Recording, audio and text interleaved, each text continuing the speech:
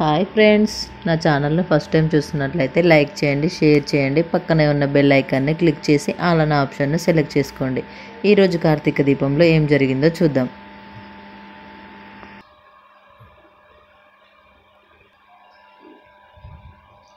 దీపకి ఊహించని షాక్ ఇచ్చిన అనసూయ.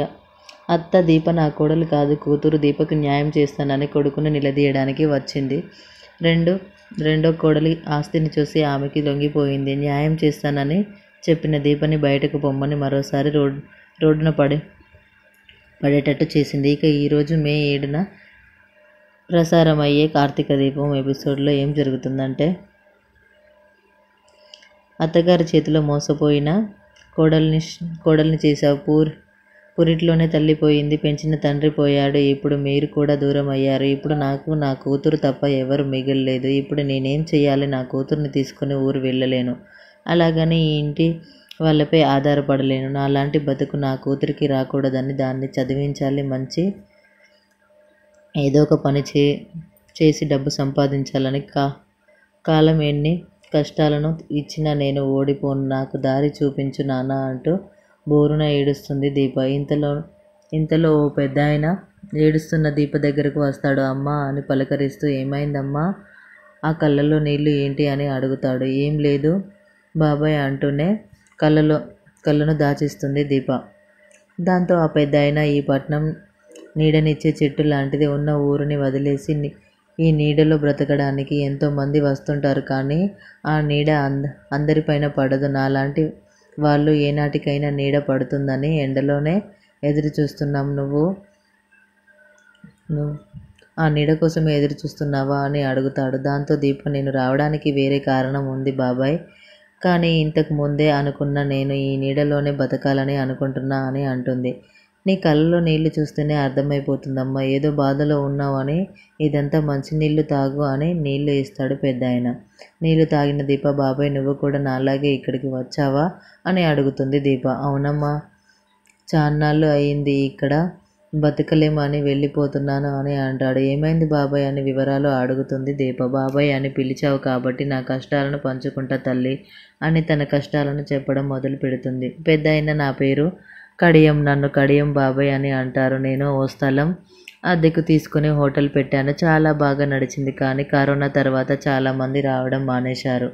ఈ చుట్టుపక్కల హోటల్స్ ఎక్కువ కావడం వల్ల అసలు ఎవరు రావడం లేదు. స్థలానికి అద్దె కూడా కట్టలేని పరిస్థితి, ఇంటి అద్దె కూడా కట్టలేదు. అందుకే ఓడిపోయి వెళ్ళిపోతున్నా అంటూ తన కష్టాలను చెప్పుకుంటాడు కడియం. సరే, ఇక నేను వెళ్ళొస్తానమ్మా అని కడియం బాబాయ్ వెళ్తుండగా, ఆగు బాబాయ్ అని అంటుంది దీప. కష్టాలకు భయపడొద్దు, ఎదురించి నిలబడు. నీకు సాయం నేను ఉంటాను. మీపై జాలిపడి కాదు, నాకు ఉపాధి కావాలి, మీకు నిలబడటం కావాలి. నేను చిన్నప్పటి నుంచి హోటల్ వ్యాపారంలోనే ఉన్నాను. హోటల్కి సంబంధించిన పనులన్నీ నాకు వచ్చు. నాకు ఒక అవకాశం ఇవ్వు బాబాయ్.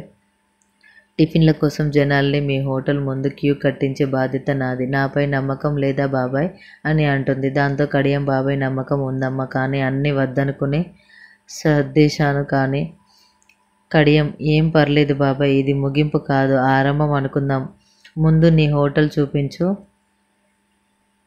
టిఫిన్ల కోసం జనాల్ని మీ హోటల్ ముందు క్యూ కట్టించే బాధ్యత నాది. నాపై నమ్మకం లేదా బాబాయ్ అంటుంది.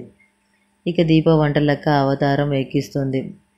మూలన పెట్టేసిన హోటల్ సామాన్లు మొత్తం బయటకు తీసి డ్యూటీ ఎక్కిస్తుంది. దీప మొదటిగా తన అనుభవాన్ని మొత్తం రంగరించి టీ పెడుతుంది.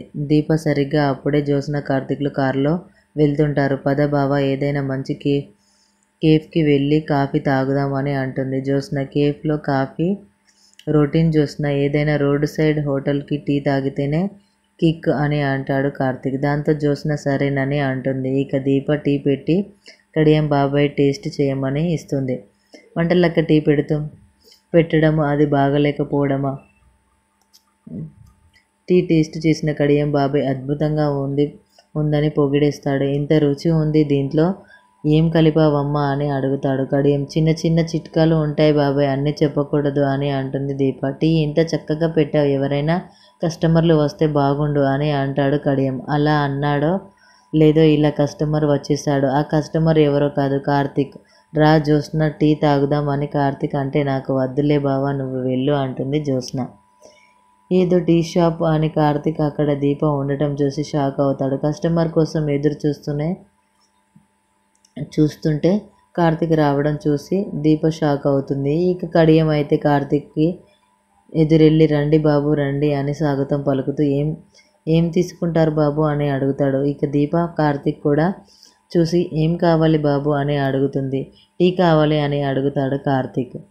అడగడంతో కార్తీక్ టీ అందిస్తుంది దీప. మొదటి కస్టమర్కి నువ్వే నీ చేతులతో ఈ టీ ఇవ్వు అమ్మా అని కోరుతాడు కడియం. ఆ మాటతో ఫస్ట్ టీ కార్తీక్కి ఇస్తుంది దీప.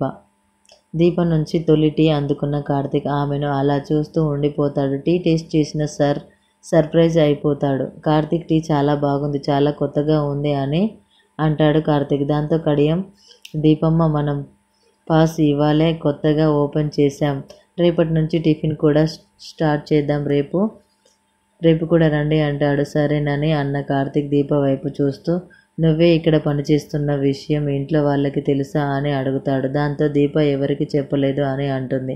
ఆ మాట విన్న కడియం దీపమ్మ మీకు తెలుసా అని అడుగుతాడు. అవును మా ఇంట్లో ఉంటుంది అని అంటాడు కార్తీక్. ఇంత గొప్పోళ్ళం ఇంట్లో ఉంటూ నా దగ్గర పనిచేయడం ఏంటమ్మా అని కడియం అడగడంతో నా కాళ్ళపై నేను నిలబడడానికి బాబాయ్ అని అంటుంది. దీప ఇక జ్యోత్స్న కారులో వెయిట్ చేస్తూ టీ తాగి రావడానికి ఎంత ఆలస్యమా అని అంటుంది. కార్తీక్ పక్కనే దీప ఉండడంతో షాక్ అవుతుంది. జ్యోత్స్న కార్తీక్ కావాలనే దీప దగ్గరకు తీసుకొని వచ్చాడా? కారులో నన్ను కూర్చోబెట్టి దీపతో టీ తాగుతాడా? కబుర్లు చెప్తున్నావా?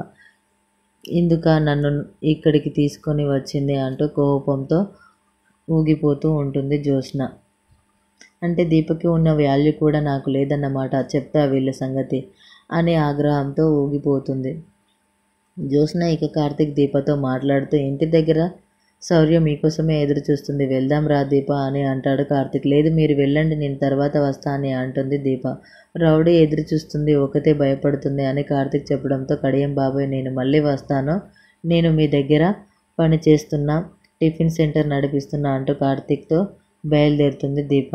వెళ్తూ టీ తాగినందుకు 500 ఇచ్చి బోని కొడతాడు కార్తీక్. చిల్లర లేదు బాబు అని కడియం అనడంతో పర్లేదు ఈరోజు మొదలు పెట్టారు కదా తీసుకోండి అని అంటాడు కార్తీక్. దాంతో కడియం దీపమ్మ నీ చేతులతోనే తీసుకో అమ్మా అని అంటాడు.